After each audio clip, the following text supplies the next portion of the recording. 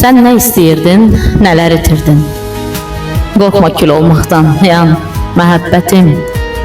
Sən mənim başıma nələr gətirdin? Ay ilk məhəbbətim, son məhəbbətim. O parlaq sevgimdən çox utanıbdan. Ulduzlar eşqimdən qızartı dərmiş. İnsanlar bir dəfə doğulduğundan elə bir dəfə də sevə bilərmiş. Burada tənhalıqdan lap iyrənmişəm.